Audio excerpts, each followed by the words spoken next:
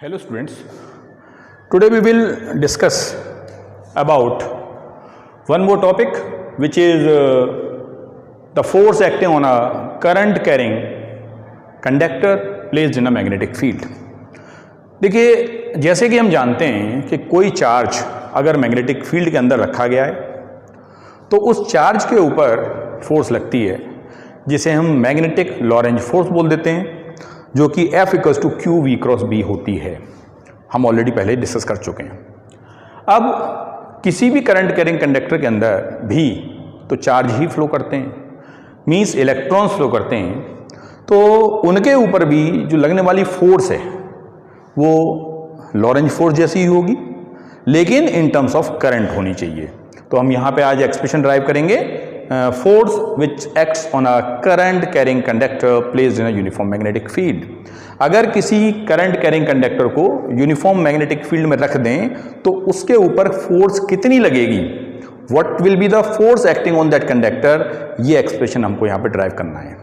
इसके लिए सबसे पहले हमने एक सिलेंड्रिकल कंडक्टर कंसीडर किया, XY having length L, carrying current I, placed such that the direction of current makes an angle theta with the direction of the magnetic field. देखिए, इस conductor के अंदर जब करंट फ्लो कर रहा है तो जो इलेक्ट्रॉन्स हैं वो करंट की डायरेक्शन के अपोजिट डायरेक्शन में ड्रिफ्ट कर रहे हैं। ठीक है, ड्रिफ्ट वेलोसिटी हम ऑलरेडी पढ़ चुके हैं करंट इलेक्ट्रिसिटी के अंदर। तो ये ड्रिफ्ट वेलोसिटी से ये इलेक्ट्रॉन्स करंट की अपोजिट डायरेक्शन में ड्रिफ्ट कर रहे हैं। और अब देखिए, अगर हम ये कह दें कि एक अकेला इलेक्ट्रॉन, सपोज कीजिए इसके अंदर जो कंडक्टर हमने कंसीडर किया है it has the number density as n, मान लीजिए इसकी नंबर डेंसिटी कितनी है n। जब नंबर डेंसिटी n है तो नंबर डेंसिटी का मतलब होता है number of free electrons per unit volume. तो number of free electrons per unit volume कितना हो गया, n हो गया। और उस n को हम कैसे लिख सकते हैं, that is n, number of free electrons per unit volume का मतलब हो गया n अपॉन v। और यहां से मैं ये what is n here, n is a total number of free electrons in this whole length of conductor. जो इस पर्टिकुलर एरिया क्रॉस सेक्शन का इसके अंदर टोटल नंबर ऑफ इलेक्ट्रॉन्स रहे होंगे वो कितने हैं, कैपिटल N। तो यहां से अगर मैं कैपिटल N निकालूं तो कैपिटल N कितना हो जाता है, small n into we.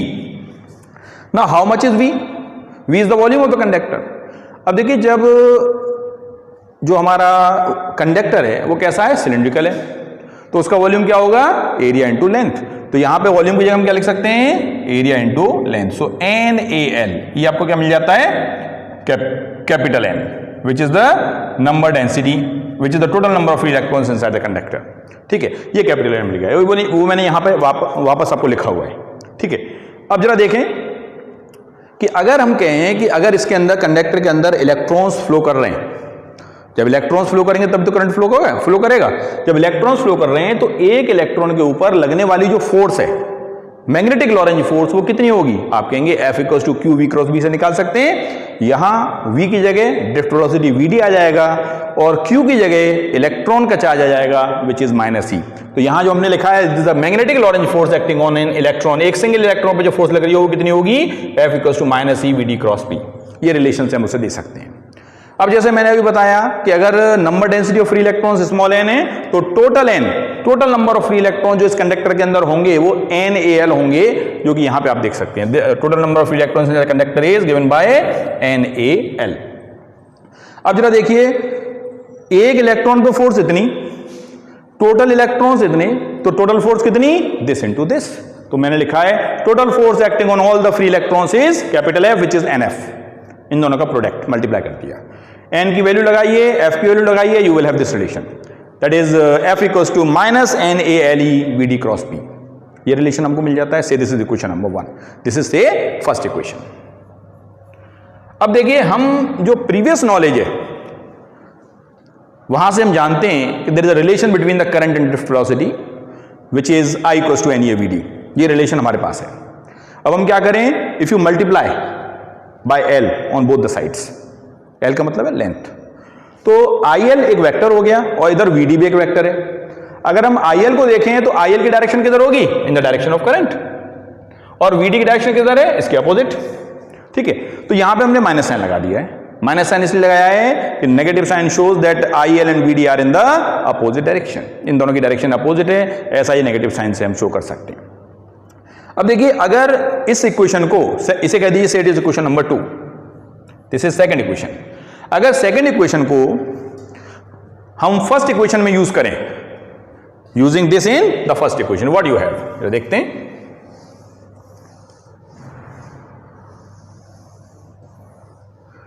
So using second in first, using second in first, we have, देखिए क्या मिल जाता है, f इज इक्वल्स टू, अब यहां पे minus n a l e into v d, minus n a l e into v d, ये part अगर देखें, ये वाला part, this is replaced by what, I L vector. तो आप कह सकते हैं I l cross b, this is formula you have for the total force acting on the current carrying conductor. अब ए क्रॉस बी क्या होता है, a b sine theta, तो you may write this as, और F equals to I B L sine theta, where what about theta, theta is the angle between I L vector and B vector. यहां पे आप देख सकते हो I L vector हमारे इधर होगा और बी वेक्टर इधर है, तो थीटा एंगल इसके बीच का है। तो ये क्या मिल गई, फोर्स मिल गई, force acting on a current carrying conductor placed in a magnetic field, and से दिस इज इक्वेशन नंबर 3। अब देखिए, ये फोर्स कम मैक्सिमम होगी, कम मिनिमम होगी, ये भी देखा जा सकता है।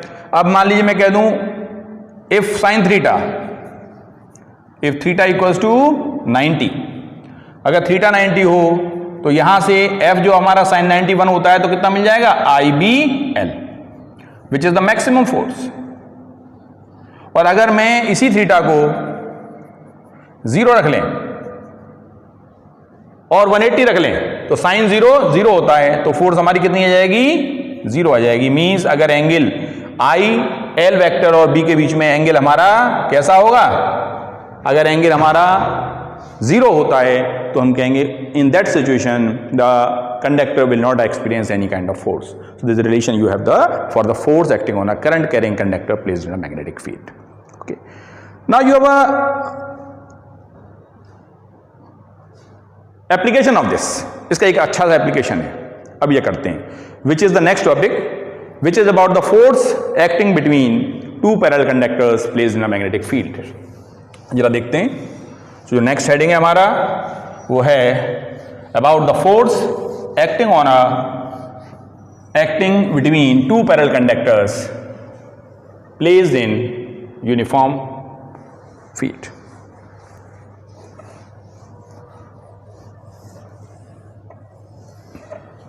Now next heading, force between two parallel current carrying conductors. Force between two parallel current carrying conductors.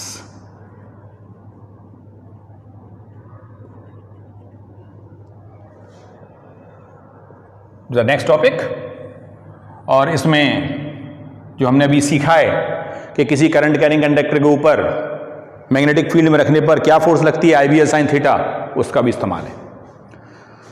तो इसके लिए दो कंडक्टर्स कंसीडर कर लेते हैं। These are the two parallel conductors a b and c d carrying current I1 and I2 placed at distance r. ठीक है, अब देखो हम जानते हैं कि किसी भी करंट कैरिंग कंडक्टर के आसपास मैग्नेटिक फील्ड होता है। तो ये करंट कैरिंग कंडक्टर है, इसके आसपास भी मैग्नेटिक फील्ड होगा, और ये भी करंट कैरिंग कंडक्टर है, इसके आसपास भी मैग्नेटिक फील्ड होगा।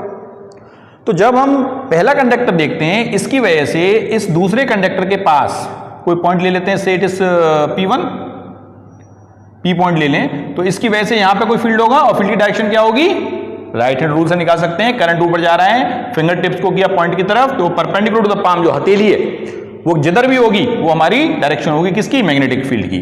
तो यहां पे हम कह सकते हैं magnetic field will be in the invert direction, b से आप लिखते हैं, और ये हमारा कैसा हो गया, इनवर्ट। इनवर्ट को आप क्रॉस से दिखा देते हैं, ये सिंबल है इसका।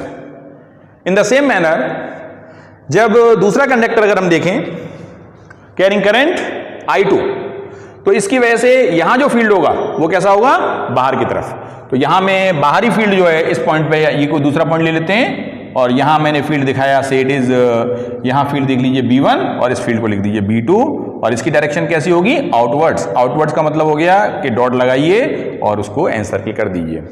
इस पॉइंट को हम P1 कह देते हैं, इस पॉइंट को हम P2 कह देते हैं, वो डिपेंड करता है आपके ऊपर, ऐसा कुछ नहीं है, कुछ भी ले सकते हैं। ठीक है, तो सबसे पहले हमने क्या देखा कि इनके द्वारा एक दूसरे के ऊपर जो मैग्नेटिक फील्ड बन रहे हैं वो कितने बन रहे हैं, वो मैग्नेटिक फील्ड का एक्सप्रेशन हमने सबसे पहले लिख दिया है। आफ्टर दैट अब हम देखें कि अगर कोई भी, अभी हमने पढ़ा है कि अगर कोई भी current carrying conductor magnetic field में रखा जाता है तो उसके ऊपर फोर्स लगती है। जरा देख लेते हैं फोर्स किधर लगेगी। तो सबसे पहले यहां देखिए, पहली बात, फोर्स को निकालने के लिए जो रूल हम यूज करते हैं वो कौन सा करते हैं, फ्लेमिंग्स का left hand rule, to have the direction of the force acting on a current carrying conductor placed in a uniform magnetic field. तो यहां पे अगर मैं फ्लेमिंग्स लेफ्ट हैंड रूल लगाऊं तो इसमें जो फर्स्ट फिंगर है that should be in the direction of magnetic field, the middle finger should be in the direction of the current, then the thumb will give the direction of the force. ये होता है ना, okay. तो जरा यहां लगाने की कोशिश करते हैं। तो देखो सबसे पहले मैंने मैग्नेटिक फील्ड देखा, तो मैग्नेटिक फील्ड की डायरेक्शन कैसी है, अंदर की तरफ। तो मैंने अंदर की तरफ इसको फर्स्ट फिंगर को रखा है। करंट हमारा ऊपर जा रहा है तो मिडिल फिंगर को मुझे कहां रखना पड़ेगा, ऊपर की तरफ। तो थंब किधर आ रहा है, टुवर्ड्स लेफ्ट, इस तरफ आ रहा है। इसका मतलब क्या हुआ कि इस पे जो फोर्स लग रही है वो किधर लगेगी, इधर लगेगी। इस फोर्स को आप कह सकते हैं F1। दिस फोर्स इज से F1। In the same manner here also. अब देखो यहां पे क्या है, दोबारा से फ्लेमिंग्स लेफ्ट हैंड रूल लगाइए। इसमें जो फील्ड है किधर है, आपकी तरफ, बाहर की तरफ। करंट किधर है, ऊपर की तरफ। देखते जाइए, ये फील्ड बाहर की तरफ, करंट ऊपर की तरफ। तो फोर्स किधर लग रही है, टुवर्ड्स राइट। यानी इस पे जो फोर्स लग रही है वो कैसी लग रही है, राइट साइड में लग रही है। इसको आप कह सकते हैं F2। These are direction of the forces. तो यहां पे आप देख पा रहे हैं कि जो फोर्स है, जो फोर्स का नेचर है वो कैसा है, that will be attractive. Attractive यानी दो पैरेलल कंडक्टर्स हों carrying current in the same direction, then the force will be attractive. ये बात यहां पे आप देख पा रहे हैं। ठीक है, now we will try to have the expression for the force. हमें फोर्स का एक्सप्रेशन निकालना है।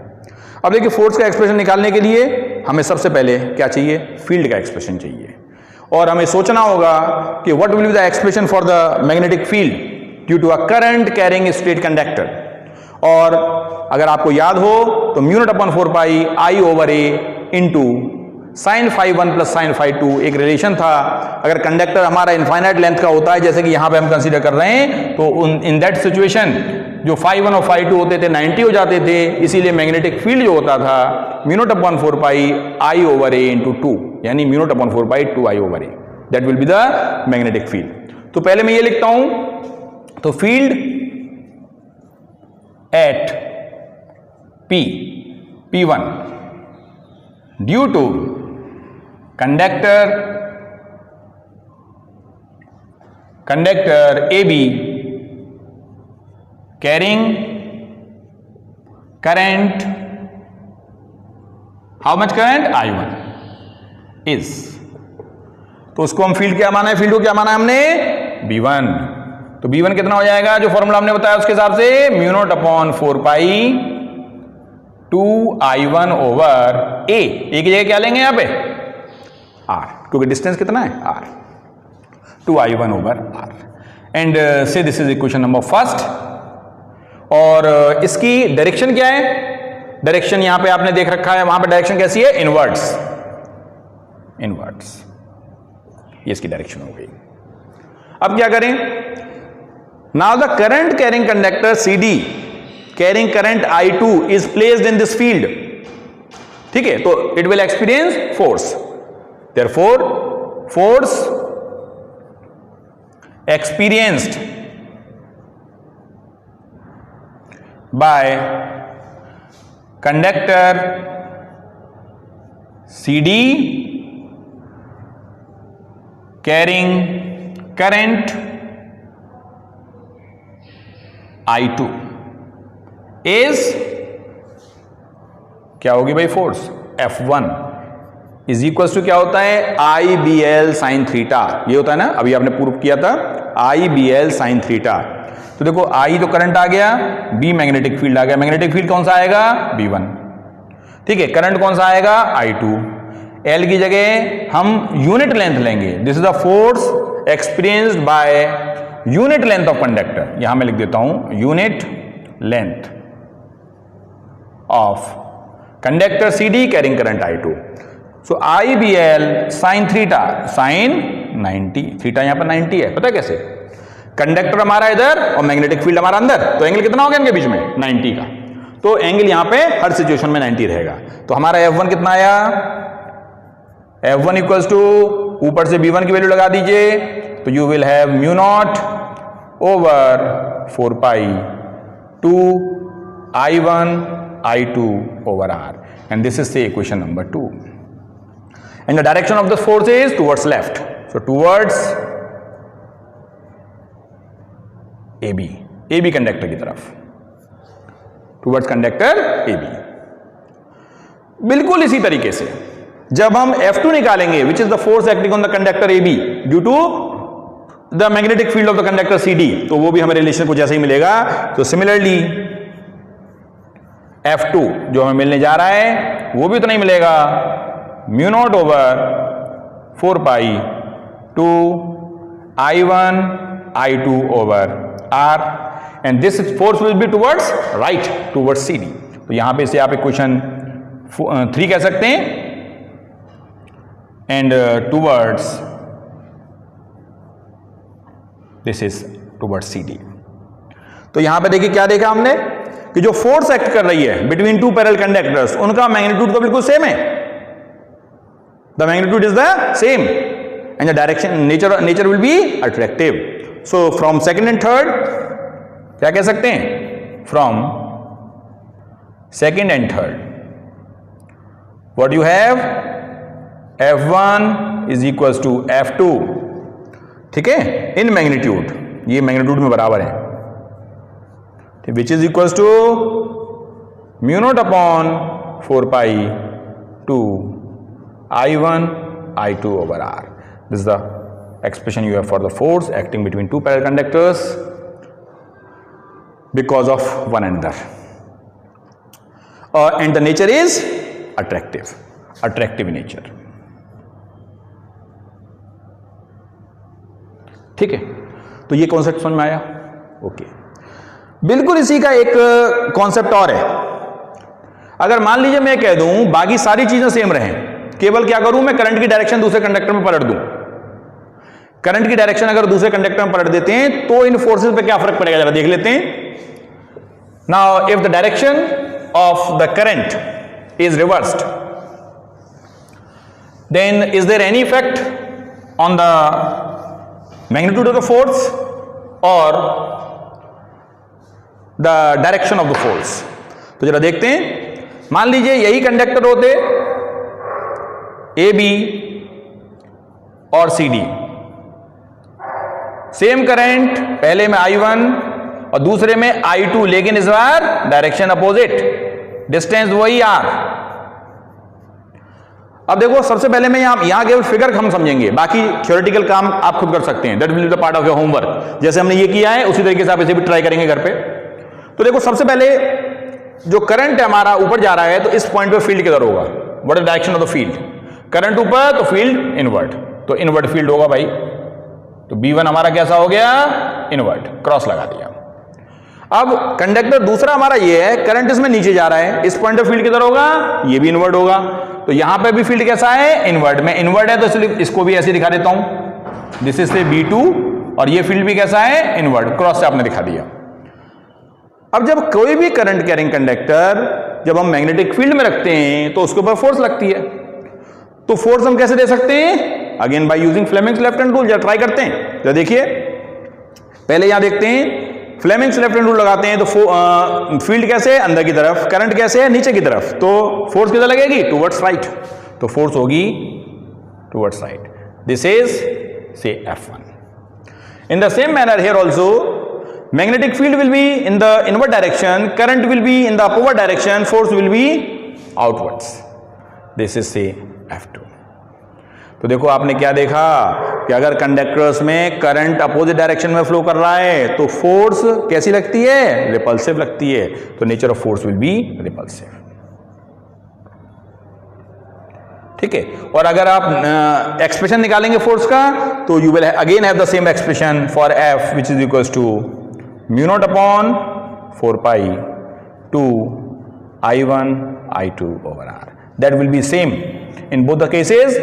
Either the current is flowing in the same direction or in the opposite direction. Thank you.